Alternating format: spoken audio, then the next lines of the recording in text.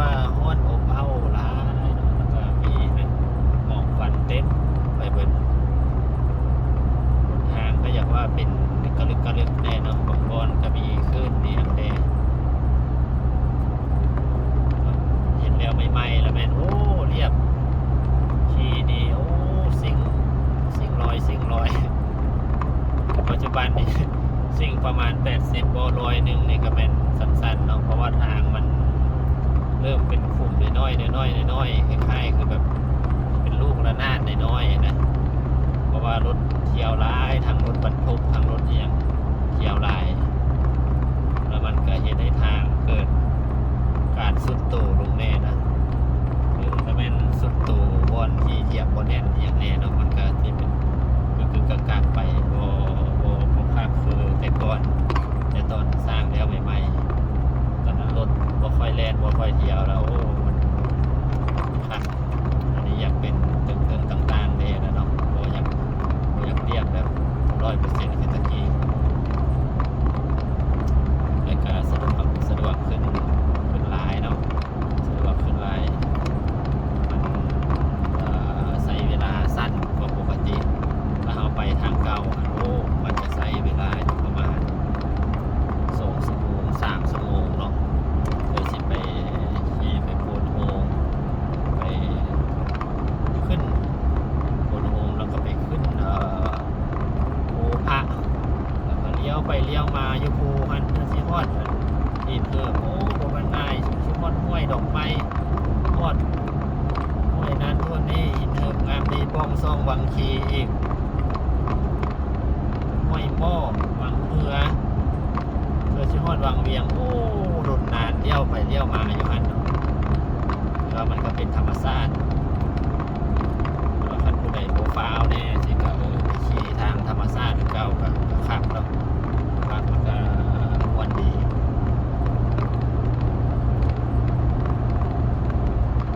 วันน้องนี่ก็ฟ้าวไปเรียกไปงานก็เลยว่าต้องได้ไปทั้งวันแล้วก็ได้เสียเงินเนาะแต่เราก็คุ้มค่ากับเวลาที่เราได้มาเนาะได้คืนมากับที่มันจะเสียไปเอามาฮอดนี่เลย64 กิโลเมตรเนาะที่จะฮอดวังเวียงก็มีรีวิวนี่แหละมารีวิวหรือว่ามาทักทายสบายดีนี่แหละเนาะได้มาทักทายสบายดีกันด้วยว่าติดภารกิจต้นลงคลิปทีนึงครับกดไลค์กดแชร์กด Subscribe ให้เราได้เด้อเพื่อเป็นกำลังใจน้องกับบ่มีอย่างไรมานี่นะเอาเลาะเบิ่งนั่นเบิ่งนี่เลาะบ่อนนั้นบ่อนนี้ท่องเที่ยวเรียกถนนหนทางเส้นทางเมื่อวานนี้เขาก็มารีวิวเส้นทางกันหัวขัวเนาะไปหาดงจอกตัวนี้ก็โอ้เวียงแค่บางเวียงเลยมื้อนี้ก่อนหน้านั้นเขาก็รีวิวเนาะเส้นทางเฮ็ดใหม่ทางสร้างใหม่แบบปรับปรุงใหม่เนาะระหว่างสีเกิดโพนม่วงโพนโฮมวันนี้เขาก็บอกโอ้ชัดใหญ่เลยก็คือว่ามารีวิวเส้นทางด่วนเลยสภาพก็แตกต่างไปหลายเนาะบางช่วงใหม่ๆมาหันกับสองข้างยังเป็นป่าดงยังแตกอยู่วันนี้มันเริ่มมีเส้นทางเข้าง่ายออกง่ายแล้วประชาชนก็เริ่มหันจากการทิ่มปะทิ่มดอนต้นหญ้าไว้ละล่ากลับมาที่มาเห็นไร่เห็นสวนบ้างก็เห็นสองข้างนี่ก็เห็นเริ่มมีการบุกเบิกเนาะเบิก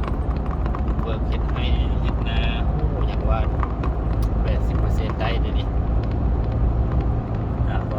เลยมีการเบิกการทางหญ้า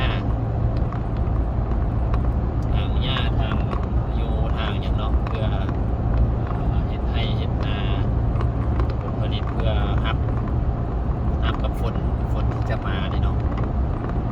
ฝนก็ปลูกมันก็ทางป่าแล้วทางดงทางหญ้าทางอย่างแล้วก็ว่ากันไถเนาะไถ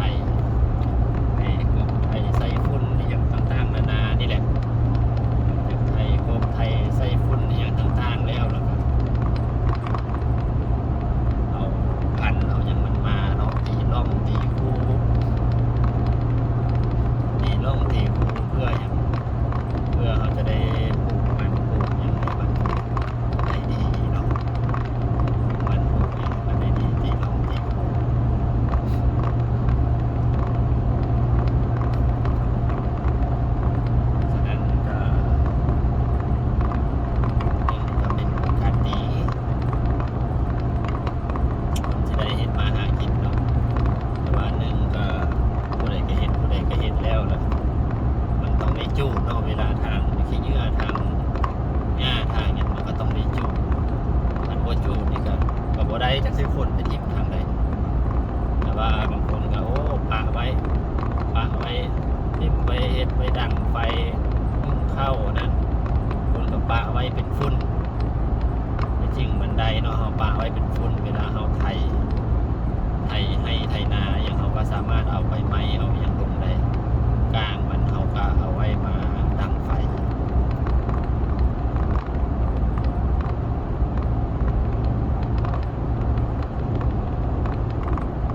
ลองสองข้างทางได้แม่นได้มีการบุกเบิกเบิดละว่าแปดเบิดเนาะทางเดินภูเบื้องซ้ายเบื้องขวานี่มันเป็นเขาเจ้าทางให้ทำหญ้าเบิดละ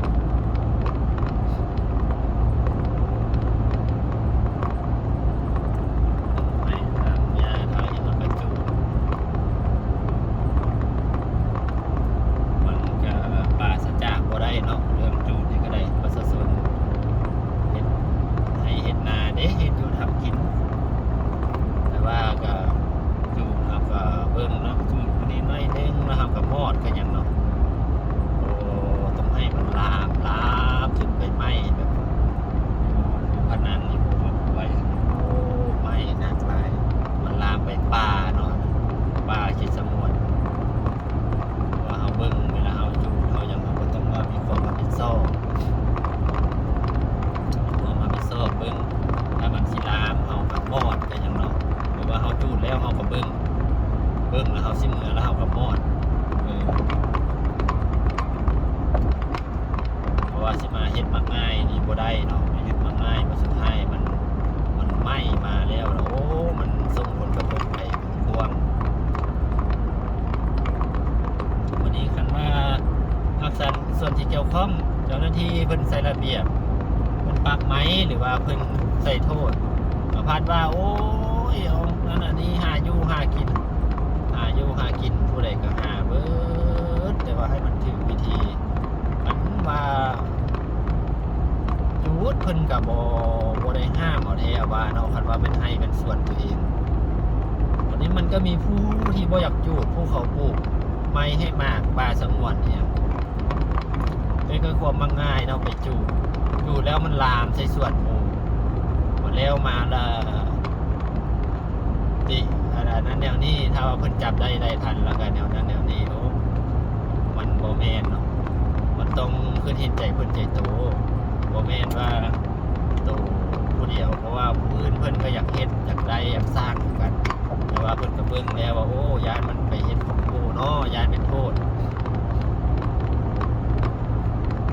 มันว่าผู้ถือผู้มักเรื่องก็แล้วไปถือผู้มักเรื่องนี่ก็โอ้เรื่องเป็นความแล้วก็โซ่สดและจูดนี่ก็ได้บ่ได้ว่าตัวเองผิดอีกก็สิว่าโอ้ยเขาจูดทึดครับที่ว่าหมู่ก็จูดคือกันหมู่จูดคือกันแต่ว่าหมู่ก็เบิ่งหมู่มีความรับผิดชอบจูดบ่ได้ไหม้ลามป่าลามดงคือเจ้าของมาแล้วคันว่าผิดมาแล้วก็เอาแนวนั้นแนวนี้ฉะนั้นก็ให้เป็นทางหอนเนาะแล้วก็นั่นเองแต่ว่าอยู่สังทองนี่อยู่ภูเขาควายก็ถือว่ามอดดับเป็นที่เรียบร้อยไปเจออยู่ไสยะอีกวันนี้เห็นเขาเจ้าลงข่าวโอ้ยก็จังมันบ่พากันเบิ่งข่าวเบิ่งหยังเนาะเอาสิจูดของตัวเองก็ไม่เห็นแล้วกันไว้เฉพาะดินเจ้าของนะอันนี้เป็นลามไปใช้ดินหมู่บ่อยากเห็นหมู่บ่อยากนั่นเด้หมู่บ่มักหมู่มักธรรมชาติสุดท้ายไหม้ของหมู่ซะเครื่องปลูกของฝั่งหมู่ปลูกมามันเถอะก็ไหม้ไปต้องมีความรับผิดชอบเนาะบ่แม่นว่าเฮ็ดเอาเอิ้นเฮ็ดเพื่อให้มันได้อารมณ์ตัวเองแต่ว่าบ่ใส่ใจบ่เบิ่งของหมู่ฉะนั้นมันมาเกิดมีปัญหาหลายอย่างตามมา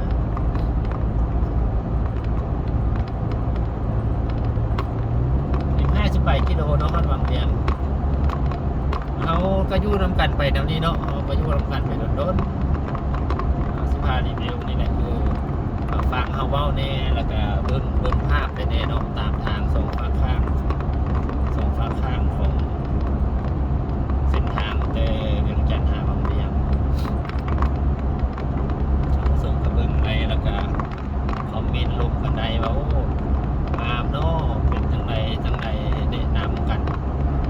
มาลงกันเนาะเพื่อความม่วนซื่นเพื่อความเป็นความรู้ใหม่ๆความรู้แก้กันแลกเปลี่ยนซึ่งกันและกันนะเจ้า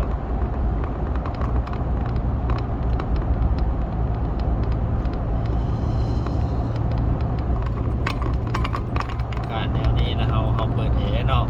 เราเปิดแอร์แล้วมันเย็นๆลำแนมไปทางนอกคือมันเป็นหมอกยามหนาวมันหมอกยามหนาวแล้วก็อยากนอนหาวนอนระบาดไปแทนพวกนี้หมอกควันแถวนี้เข้มดีแถวนี้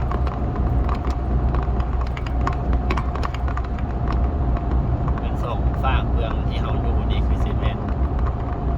ในการจูดให้แล้วเป็นอย่างนี้ตามคือลือ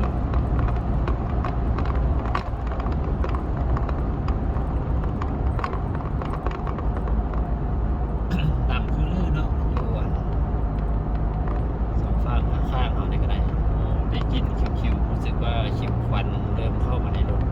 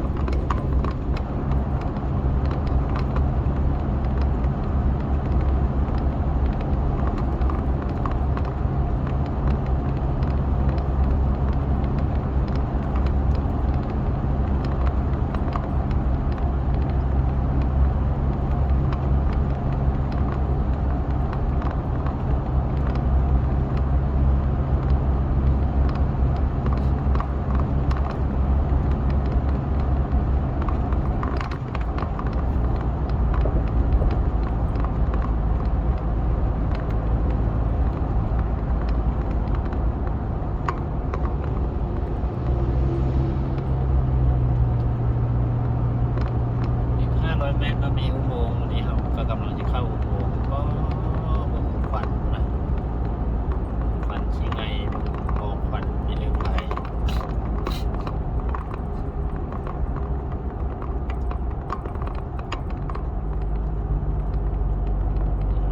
กำลังชี้เข้าอุโมงค์เนาะ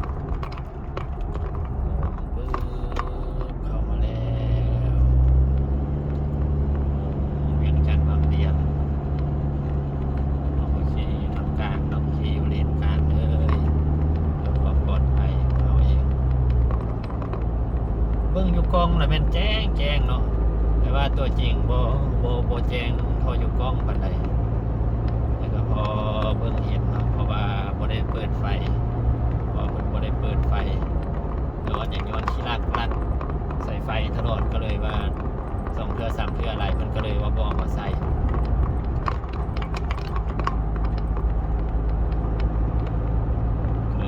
มาใส่เลยว่ามืดตื่นตลอดมองว่าเป็นที่เห็นห้อยก็เดินทางต่อ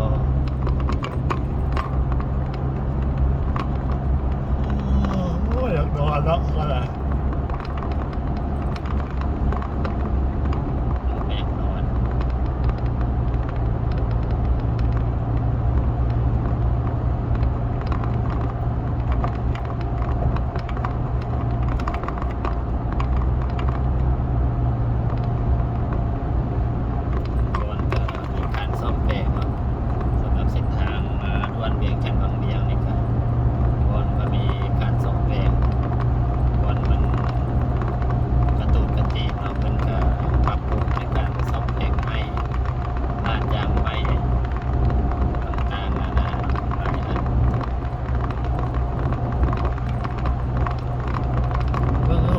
ว่าแจงๆมันจะเอาอยู่นอกในมัวอะไรมัวอย่างว่ามัวก็ได้2-3 เท่าหรือ ว่า5 เท่าหมดเลยของของสีที่อยู่ในโทรศัพท์นี่นะสมมติว่าโทรศัพท์แจ้งซ้ำนี่เป็นมัวแน่สิอยู่นอกมันมัวก่อนอยู่ในโทรศัพท์อีกอย่างว่า3 5 เท่า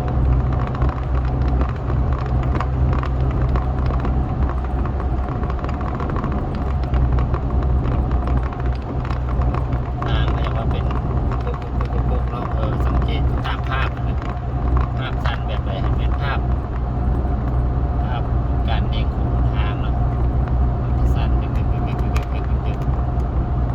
พราะว่าทางมันจะค่อยคล้ายๆเป็นลูกระนาด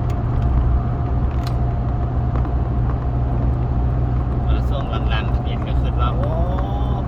เป็นน้ำยางรถเขาบ่ว่าซั่นว่าเป็นน้ำยางรถหัวบ่ลางยางรถเฮียนยางรถสูบแก๊สโคตรไฮระบบแมนเนาะเป็นน้ำทางด้วยคล้ายๆคือเป็นลูกเป็นบ่อน้อยมันก็เลยสั้นแนวนี้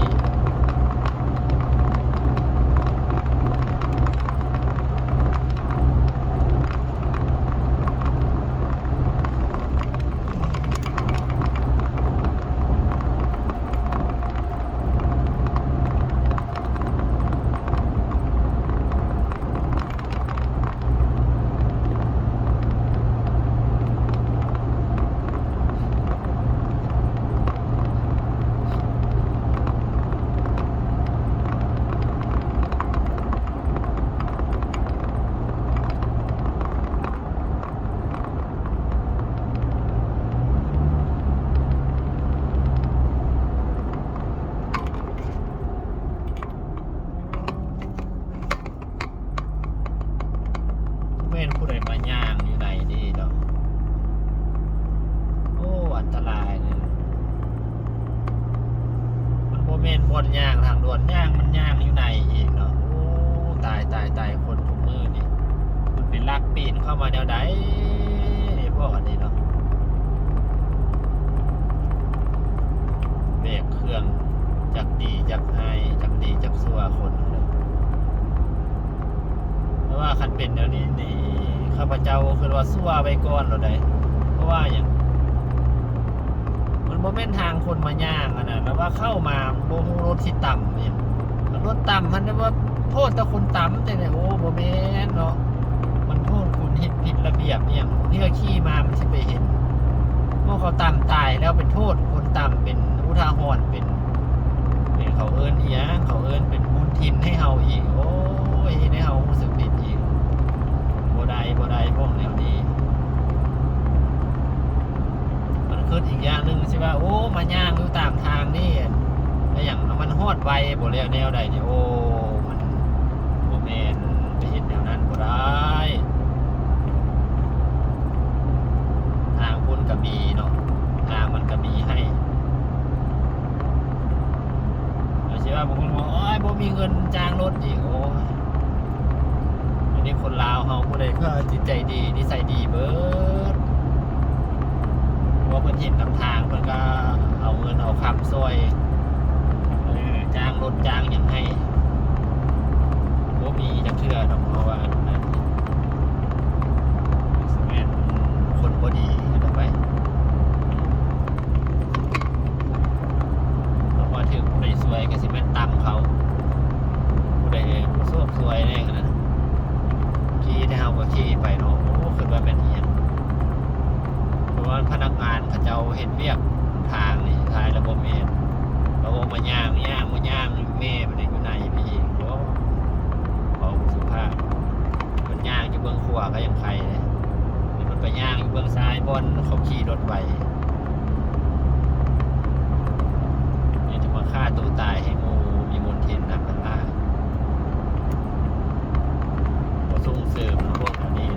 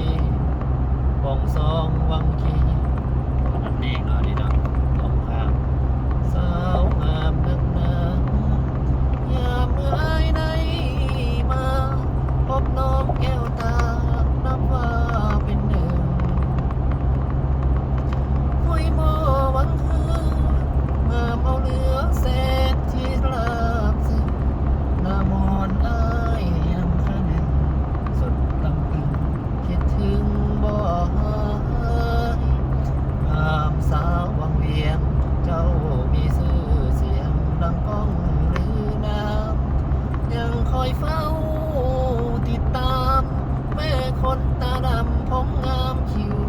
กลมเคยคู่น้องนางเคยฝากความหวังด้วยใจซื่อตรง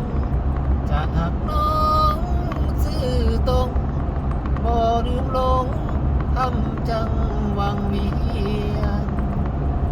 สาวท่าเรืองามเหลือสุดพันละนายามเมื่ออ้ายได้มาพบน้องแก้วตานับว่าเป็นหนึ่ง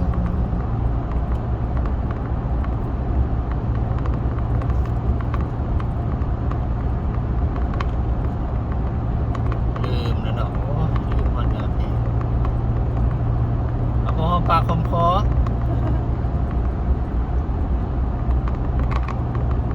เอาพอปากคมคอเนาะเดี๋ยวเอาปากดีแลกเบิ่งไปนำกันเอาจักชั่วโมงเลยเนาะเอาจักชั่วโมงหนึงเลยคลิปนี้จักชั่วโมงหนึงโลด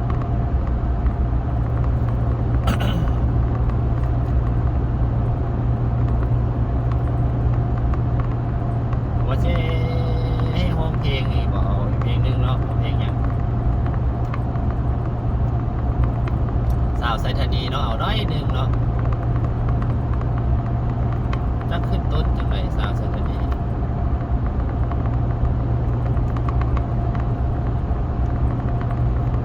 สาวไซธานีบ่ได้เอาสาวสวดมนต์ศาสนาสวดมนต์แห่งนี้ที่เป็นทานเห็นสดใส สมแล้ววิไลกวงไกลสุดตาพาฝันท้องถิ่นลำเนายาวเย็นอยากได้ทั้ง3 กิโลนั้น เป็นแห่งสถานอยู่ในนครบนทางเกียงงามผู้คนเที่ยวท่องไปมาแม่ของคงคาทาลาหลากหลายสู่คอนเห็นมุมสามลงลอยดินอาบเย็นหยอกยาวหน้าอ่อนซอนนกบินกับคอนเพื่อยามคอยคำคืนวันเพ็ญแสงเดือนแสงดาวส่องมาสุขอุราณภาพาใจซื่นซ้ำเดือดค่อนคืนเสียงแค้นกับโอยลำเสียงคุยซ้ำเติมเขานำสุดเลือดลำสวนมอนแห่งนี้ให้เคยได้มาปิดตาฝันเก้อเมื่อหาไม่แล้วหวนมาบ่รวนเลิกลาหลีกหนี้แม้นเกิดสัตว์ใดขอจงเกิดในถิ่นฐานบ้านแห่งนี้ถึงสูญชีวิตจะบ่ขอหาเย่ตบมือหมอกนี่มีเลือกลายเนาะตายบัดนี้มาผสมอยู่วังเวียงเนาะนี่คือสิอากาศมันก็สิดีคือปกติบ่เนาะหรือว่ามันสิหนักกว่าอยู่เวียงจันทน์นี่คือสิอยากว่าหนักกว่าอยู่เวียงจันทน์ได้นี่เวียงจันทน์อยู่เฮือนเฮาก็ยังว่าอันนั้นนี่โอ้จุดแดงก็จื้อสองฝาข้างนี่มันจะตามปึกเบิดจูดเป็นจูดเนาะ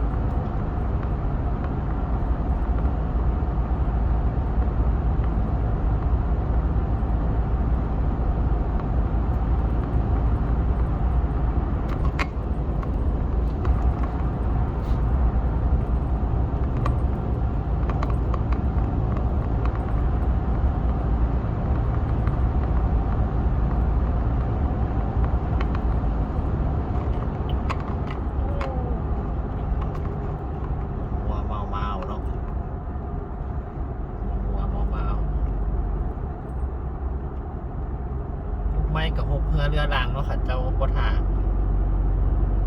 บ่มีผู้รับผิดชอบมาทางหกเรือรางหลายขึ้นเต็มเนาะนี่บ่มันบ่มีผู้ทาง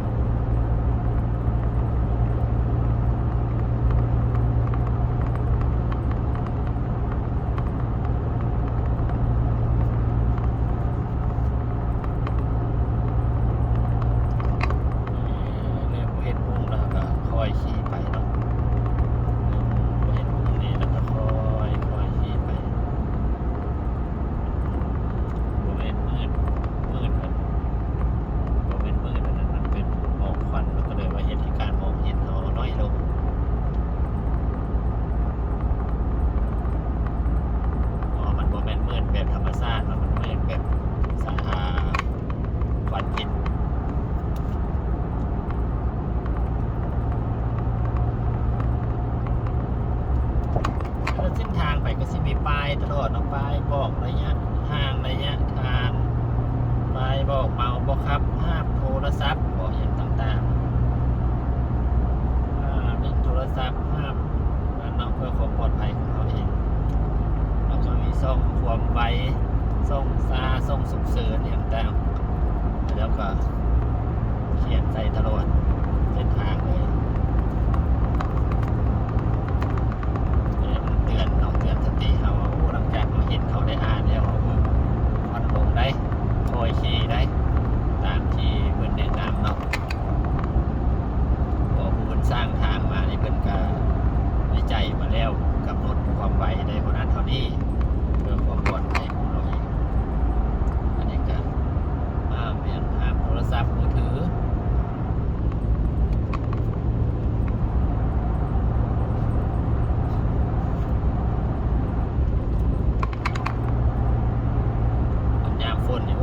บรรยากาศสุดยอดเนาะเพราะว่าส่งฟ้าข้างนี่สีเขียวเขียวทุ่งเขียวงามป่าหญ้าป่าดงพงไผ่งามหลาย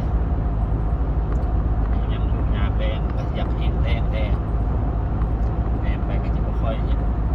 ต้นไม้ใบหญ้าที่เป็นเขียวเนาะแต่ว่ามันแห้งเบิดแห้งตายเบิด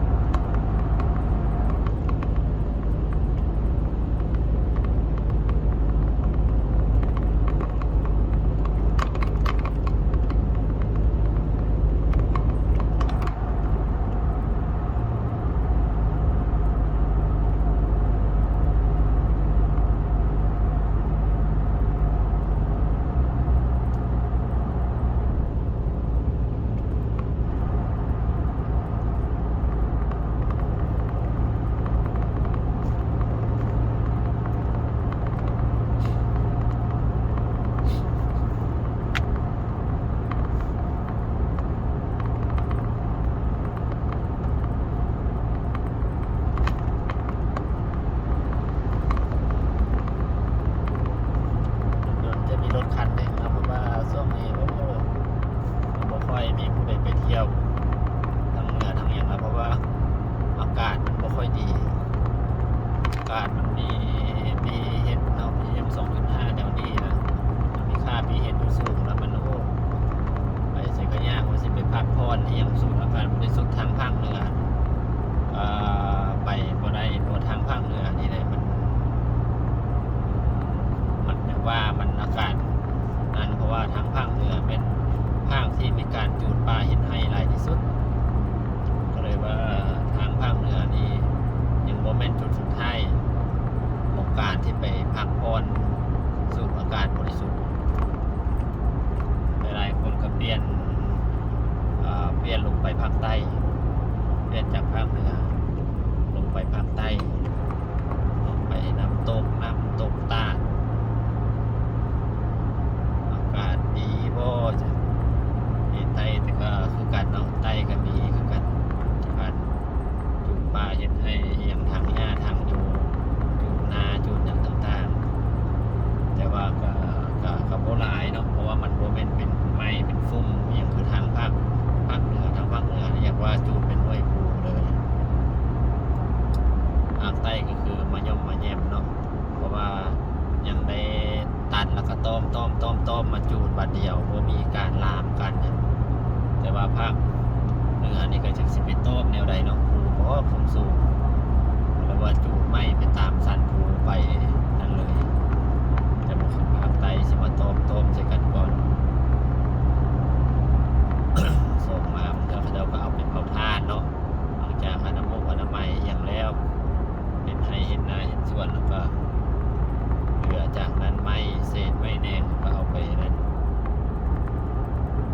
ไปจูดทานไปเห็ดทานแล้วก็ขายเป็นอาชีพ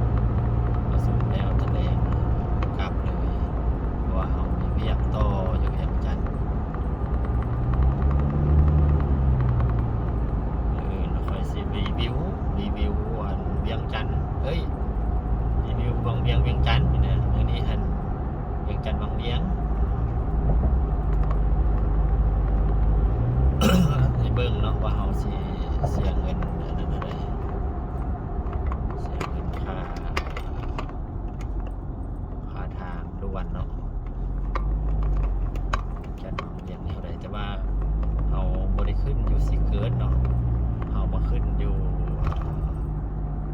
บ้านบัวเอามาขึ้นอยู่ด่านบ้านบัวมาเบิ่งว่าเขาสิได้เสียเงินเท่าใดค่าทางด่วน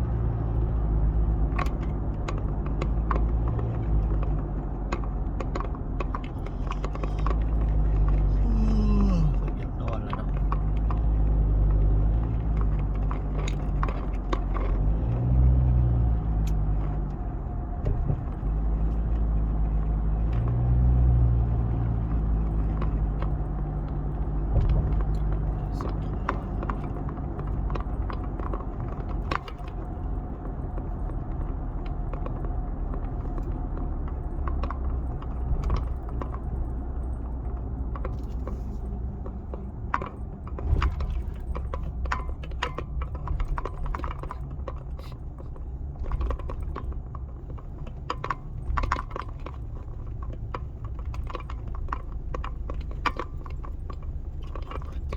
คนใดที่เขาเจ้าเฮ็ดลูกศรสีเขียวไว้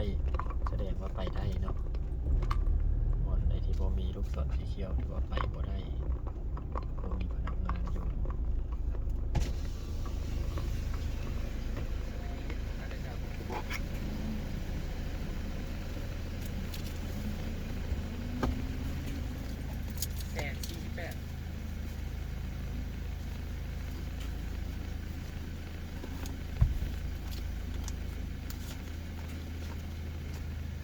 ขึ้นอีกแล้วว่าค่าทางเนี่ย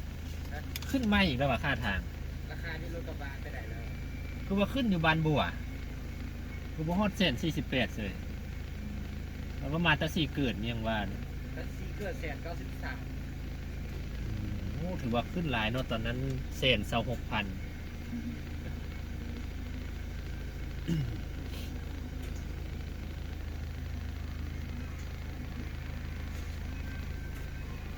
ใช่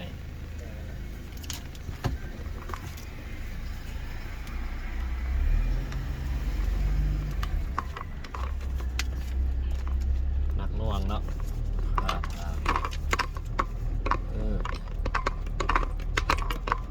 รถเขามัน2 ต้น 2.22เส้น48,000แพงขึ้นแพงขึ้น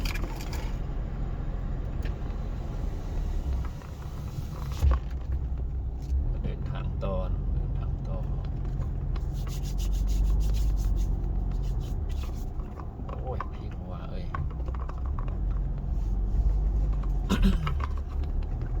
จากมีทางด่วนมาเขาก็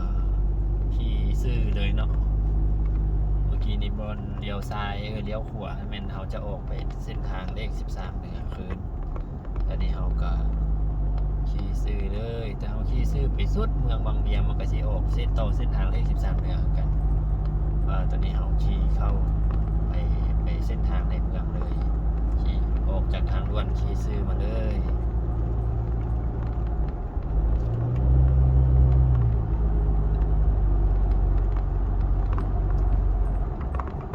อันนี้ก็ถือว่าถือปกคลุมไปด้วยหมอกควันตัวแน่ใจนะว่าเขาลงรถไปมันจะเป็นอย่างไรมันจะคิวหรือว่าอย่างมาปกตินี่ก็ยังเราอยากว่าจิบหัวหน่อยนึงเอ็มจีนเอ็มลาวนะอาหารเงินไว้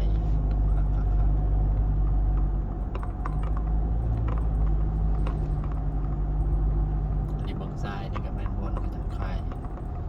ส้มขายปลาขายผลิตภัณฑ์ของชาวบ้านชาวเมืองนี่แหละ รู้สึกว่าไอน่าจะอาการไม่ค่อยดี